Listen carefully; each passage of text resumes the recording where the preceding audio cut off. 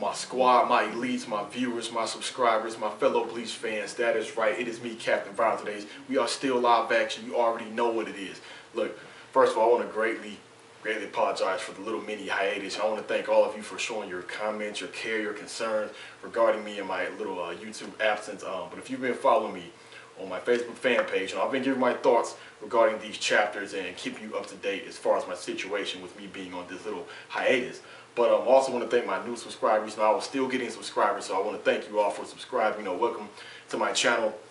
But I'm going to do this, review a little bit differently, because even though I gave my thoughts, by typing it out, I still want to address some things, a couple of chapters ago leading up to now. So without further ado, let's get this started, man. It just feels good to do this again, during the roll, talk to you all again. So first things first, this whole Rukia and Asnot thing. Now, we know Asnot, that's my dog, but at the same time, we all know how I feel about Rukia.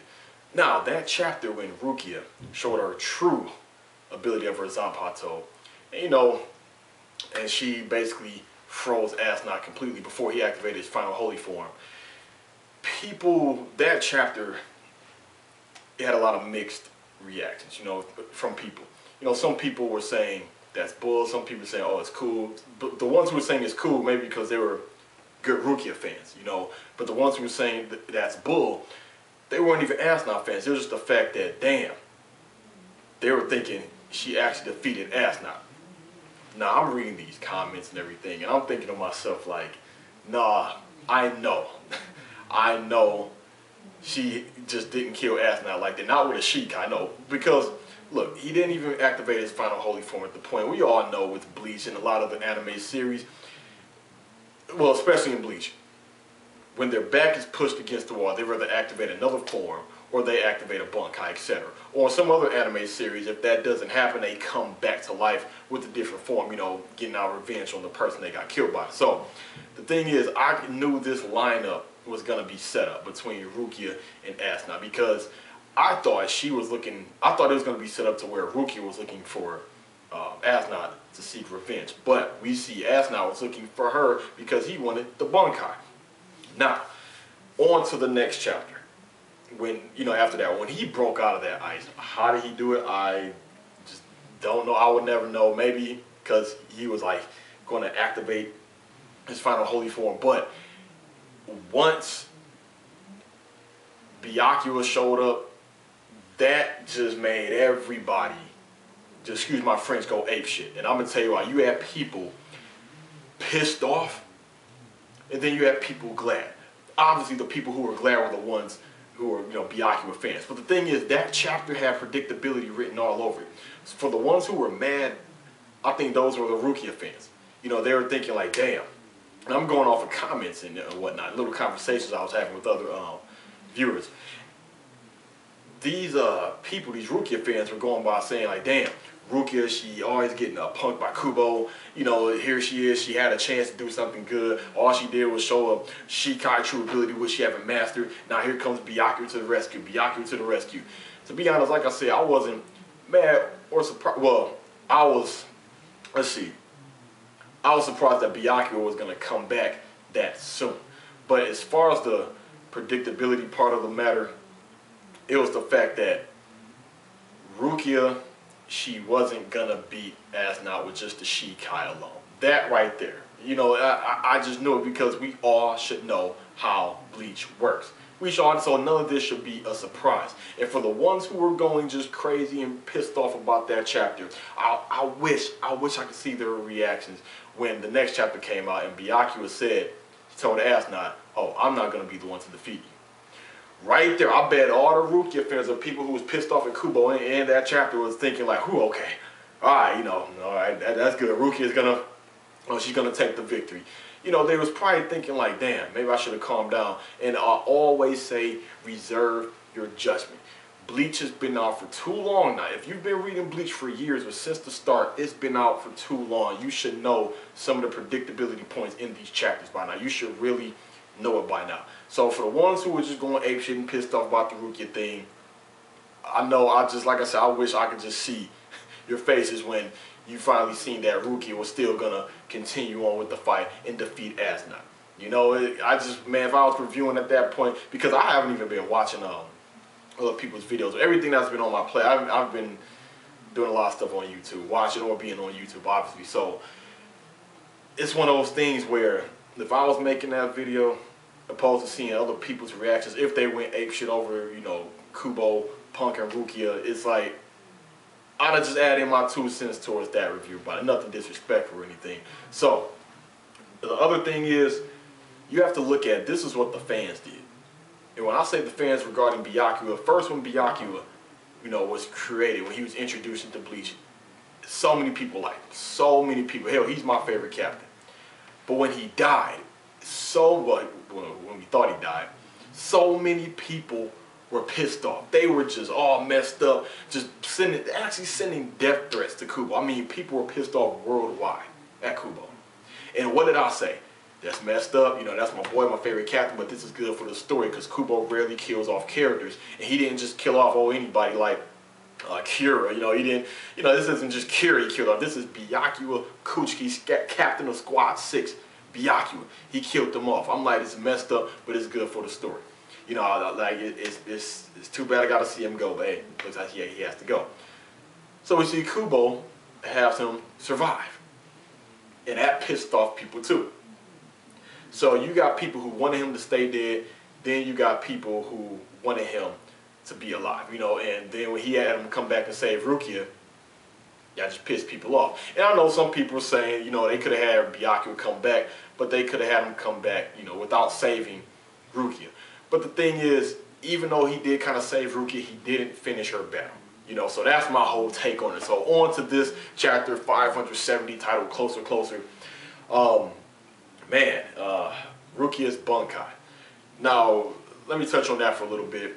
Congratulations to everyone who predicted that Rukia would have a Bunkai. I kind of, oh, excuse me, damn, bless me. So I kind of predicted that she could have a Bunkai due to the fact that she's been training up in the Royal Palace, but you know, the look of it is pretty cool. You know, at first I was confused, like, damn, at first I'm like, what did it do? But then I had to go back, retract, think about it, rewatch, what the hell is that? You know, and we see when she activated her Bunkai, you've seen that big ice pillar shockwave. It just seemed like it sent everything into just damn near just minus 8 million. And at that point we see that's what killed Asnot.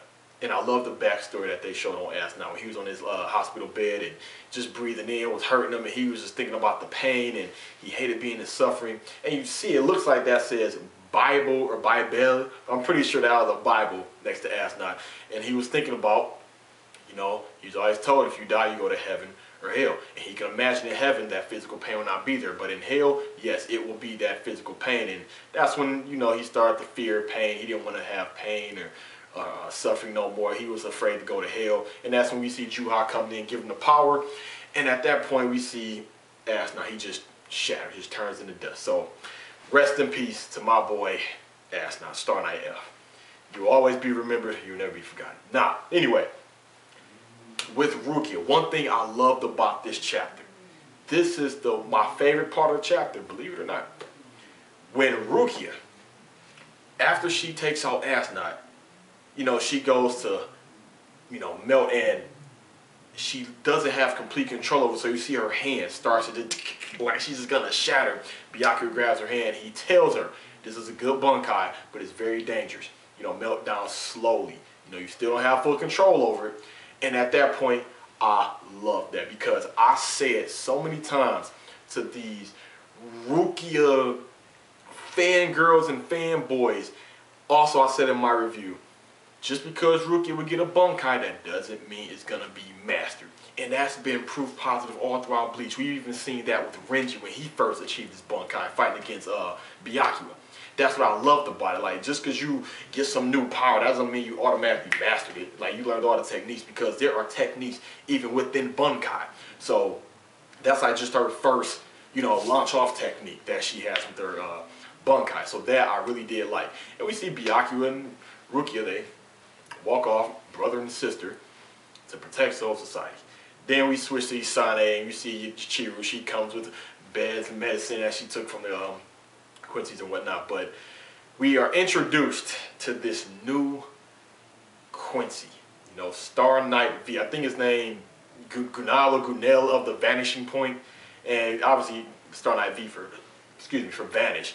And we see he comes up behind Isane, and we see Yuichiro goes to hit him, but it's like he wasn't there. It's like he was there, he was there. At first I was confused. Like, wait a minute, was that like a clone, a mini hologram? Did he move that fast? Was it an hallucination?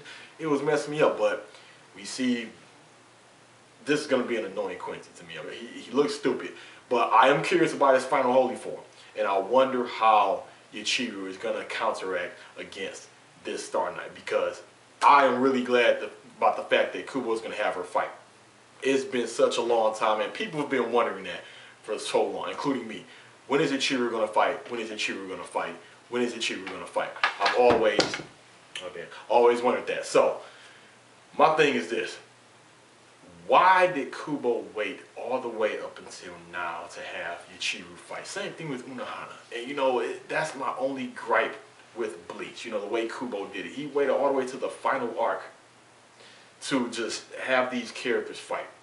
Maybe he was saving the best for last. Maybe her Shikai or the unseen Shikais and Bunkais were just so amazing in his mind that he feel it'll blow away the readers. You know, maybe that's it. But all in all, chapter felt really quick. It was pretty straight. It wasn't mind blowing. It wasn't horrible. It was straight. It was just cool. But I did enjoy it for the most part. So that's my take on the Elite. So of course, it's good to be back. Give me your thoughts, comments, and concerns about anything. Do you think Yuichiro and Isane will have to double team Star Knight V, or do you think Yuichiro would just take the cake? Or do you think this fight will go how they usually go?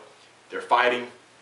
Her bat gets pushed up against the wall. She releases Shikai, whips his ass. His bat gets pushed up against the wall. He activates Final Holy Form, push her up against the wall, and maybe she'll blow us away if she actually has a Bunkai. Or, I'm calling it right now. I'm calling it right now. Right now I'm calling it. Right here on this review. 570. Yuichiro, her back will get pushed up against the wall. Right when she's getting ready to die, bam, Kenpachi shows up. I'm just saying, that's how I was going to say it. But yeah, other than that, Elite, like I said before, it's good to be back. Yeah, so I'll see you all next week. God willing, it's me, Captain Valtteri, signing out.